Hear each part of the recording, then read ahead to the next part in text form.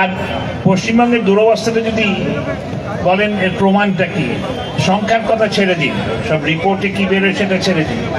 এই পরিযায়ী শ্রমিক, আগে দূর দূরান্ত থেকে লোকজন আসতো এখানে কর্মসংস্থানের জন্য। এখন কি হয়, এখন কর্মসংস্থানের জন্য আমরা যাই বাইরে, না বড় বড় চাকরি করতে, না কেউ যায় ধান বুনতে, কেউ যায় নির্মাণ শ্রমিক হিসেবে, কনস্ট্রাকশন ওয়ার্কার হিসেবে। এই তো অবস্থা। আমরা যাচ্ছি চিকিৎসার জন্য, আমরা যাচ্ছি শিক্ষার জন্য, আমরা যাচ্ছি কর্মসংস্থানের জন্য। এই দুরবস্থার থেকে যদি মুক্তি পেতে হয়, তাহলে আমাদের সরকার হওয়া উচিত যেটা উন্নয়নমুখী। মাননীয় মুখ্যমন্ত্রী সব সত্যের অপলাপ করেন। উনি বলেন বিজেপি নাকি এলে লক্ষ্মীর ভান্ডার বন্ধ করে দেবে। এটা একান্ত মিথ্যা কথা। কারণ এইটা কেন্দ্র সরকারের নির্বাচন হচ্ছে, রাজ্য সরকারের নয়। রাজ্য সরকার দেয়। উনি আছেন তো এখন কয়েকদিন তো থাকবেন উনি, আরো কবে যাবেন সেটা আমরা আশা করছি, বসে আছি অপেক্ষায়। কিন্তু আর বিজেপি কেন্দ্র সরকারে এলে লক্ষ্মীর ভান্ডার বন্ধ হবে না। আর বিজেপির সরকার তো অনেক জায়গায় আছে।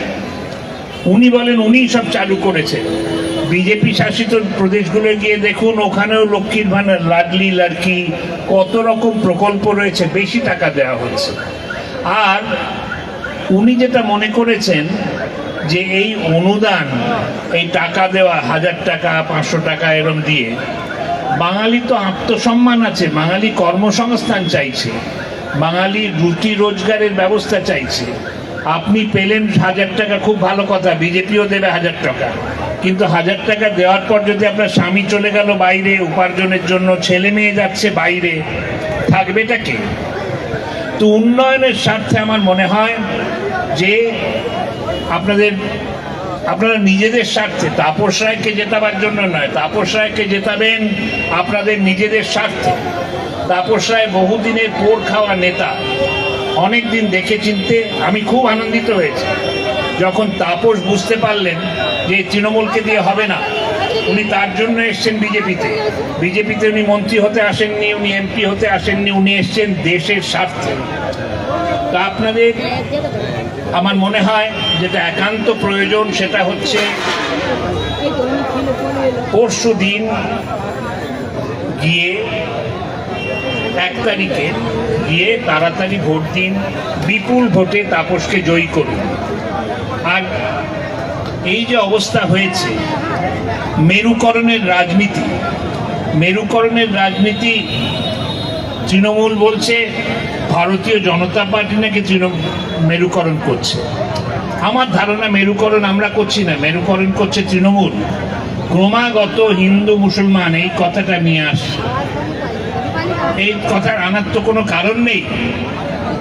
উন্নয়ন যে হবে, বিকশিত ভারত কি খালি হিন্দুদের জন্য হবে? আমি তো সবসময় বলি, একটা রাস্তা যদি বানানো হয়, রাস্তায় কি খালি হিন্দুরা যাবে না খালি মুসলমানরা যাবে? একটা স্কুল যদি সরকারি স্কুল বানানো হয়, সেখানে খালি মুসলমান ছেলে মেয়েরা যাবে? তা তো নয়। জাতি ধর্ম নির্বিশেষে স্কুল, কলেজ, হাসপাতাল এগুলো যে তৈরি হবে, এগুলো তো সব মানুষের জন্য। তো উন্নয়নের স্বার্থে আপনারা বিপুল ভোটে জয়ী করুন। আর দেখলাম তো তৃণমূলের অবস্থাটা, দেখলাম তৃণমূল যেটা করছে, ঘোষণা করে দেয়। ওদের তো টাকা নেই, সব টাকা খরচা হয়ে গেছে খেলা মেলায়। আর অপলাপের কোনো যত মিথ্যে কথার কোনো শেষ নেই। যেমন একটা জিনিস জানেন তো আপনারা, ছবি দেখেছেন, মুখ্যমন্ত্রীর ছবি থাকে বেঙ্গল গ্লোবাল বিজনেস সামিট, বড় বড় ছবিতে, ফাঁসি মুখের মুখ্যমন্ত্রীর ছবিতে শহর ভরে যায়। সব শিল্পপতিরা আসেন, ওখানে বড় বড় বক্তৃতা হয়, ক্যামেরায় ছবি তোলেন সাংবাদিকরা, সেই ছবি প্রকাশিত হয়। তারপর যখন জিজ্ঞেস করা হয় কি এলো বাবা বিনিয়োগ কিচ্ছু নেই। কলকারখানা বলে তো কিছু নেই। এখন কলকারখানা এবং রুজি রোজগারের এমন দুরবস্থা যে মুখ্যমন্ত্রী বলেন যে চপ শিল্প কর। আরে বাবা, চপ ভেজে কি পশ্চিমবঙ্গ এগিয়ে যাবে? চপ কটা লোক ভাজবে? উনি চপ ভাজার কথা বলেন, উনি বলেন কাশফুল দিয়ে লেপ বানাও। এ তো পৃথিবীর কোনো জায়গায় দেখিনি যে এই রকম করে শিল্পায়ন হয়েছে।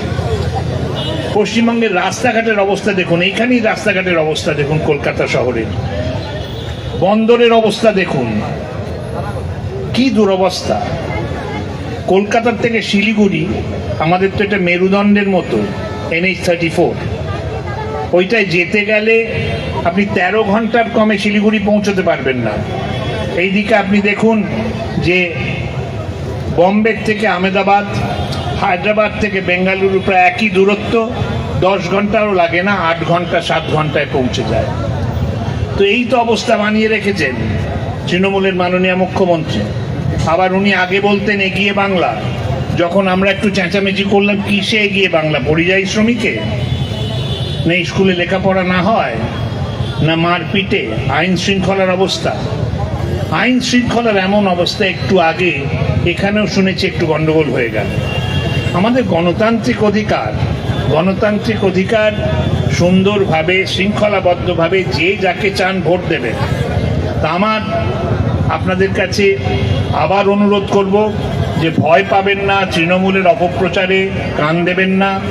যেটা দরকার সেটা হচ্ছে একটা সরকার কেন্দ্রে আনা, রাজ্যে আবার লড়াই হবে। আপাতত কেন্দ্রে মোদিজিকে নির্বাচিত করুন, আর মোদিজিকে যদি নির্বাচিত করতে হয় তাহলে ভারতীয় জনতা পার্টিকে নির্বাচিত করতে হবে, আর ভারতীয় জনতা পার্টিকে যদি নির্বাচিত করতে হয় তাহলে আমাদের প্রতিনিধি শ্রী তাপস রায়কে বিপুল ভোটে জয় করবেন তো, ভোট দেবেন তো? সবাই আছেন তো বলুন আমার সঙ্গে, বন্দে মাতরম, বন্দে মাতরম, भारत माता की, भारत माता की।